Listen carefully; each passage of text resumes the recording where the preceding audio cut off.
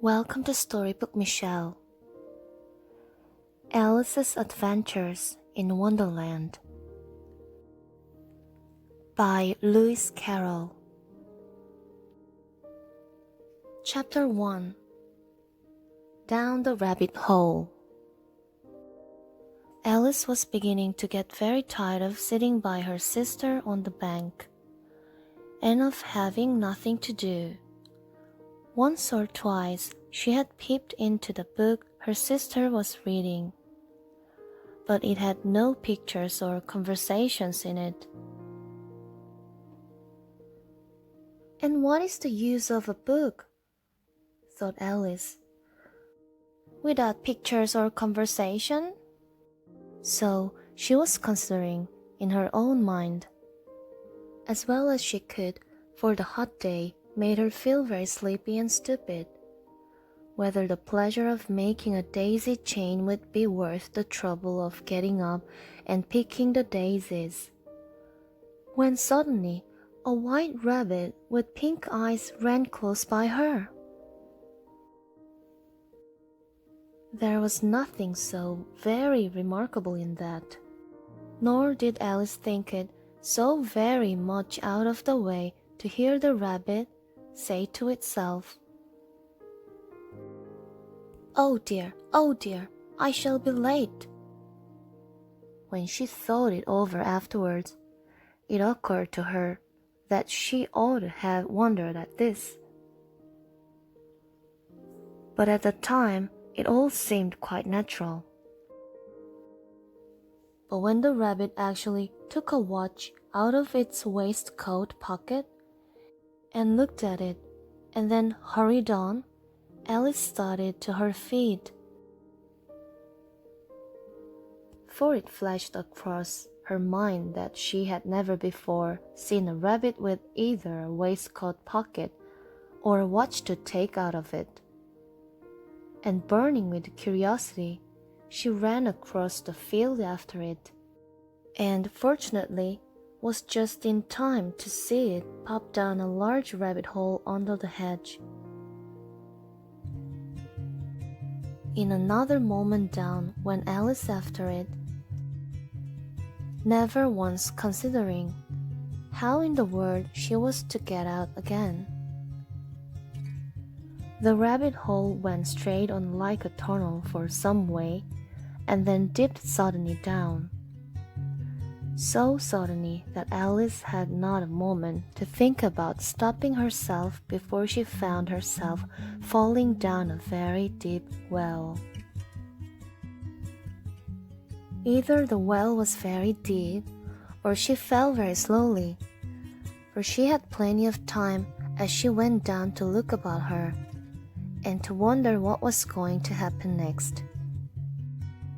First, she tried to look down and make out what she was coming to, but it was too dark to see anything. Then she looked at the sides of the well and noticed that they were filled with cupboards and bookshelves. Here and there she saw maps and pictures hung upon pegs. She took down a jar from one of the shelves as she passed. It was labeled orange marmalade, but to her great disappointment, it was empty. She did not like to drop the jar for fear of killing somebody, so managed to put it into one of the cupboards as she fell past it. "Well," thought Alice to herself, "after such a fall as this, I shall think nothing of tumbling downstairs. How brave they'll all think me at home.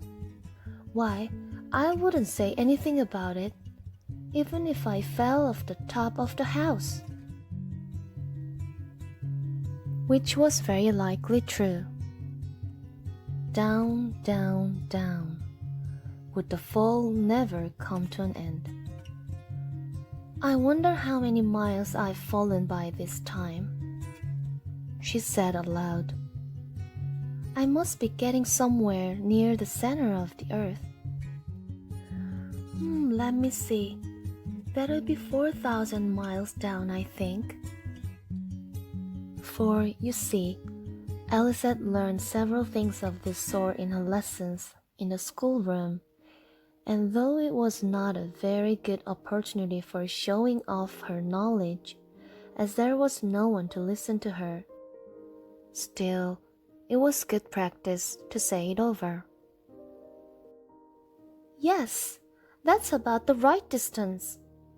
But then, I wonder what latitude or longitude I've got to. Alice had no idea what latitude was, or longitude either, but thought they were nice grand words to say. Presently, she began again. I wonder if I shall fall right through the earth. How funny it'll seem to come out among the people that walk with their heads downward. The antipathies, I think. She was rather glad there was no one listening, this time, as it didn't sound at all the right word. But I shall have to ask them what the name of the country is, you know. Please, ma'am, is this New Zealand or Australia? And she tried to curtsy as she spoke. Fancy curtsying as you're falling through the air. Do you think you could manage it? And what an ignorant little girl she'll think me for asking. No, it'll never do to ask. Perhaps I shall see it written up somewhere. Down, down, down. There was nothing else to do, so Alice soon began talking again. Dinah'll miss me very much tonight, I should think. Dinah was the cat. I hope they'll remember her saucer of milk at tea time. Dinah, my dear, I wish you were down here with me. There are no mice in the air, I'm afraid, but you might catch a bat, and that's very like a mouse, you know. But do cats eat bats, I wonder? And here Alice began to get rather sleepy, and went on saying to herself, in a dreamy sort of way, Do cats eat bats? Do cats eat bats? And sometimes, Do bats eat cats? For, you see, as she couldn't answer either question, it didn't much matter which way she put it. She felt that she was dozing off, and had just begun to dream that she was walking hand in hand with Dinah, and saying to herself very earnestly, Now, Dinah, tell me the truth. Did you ever eat a bat?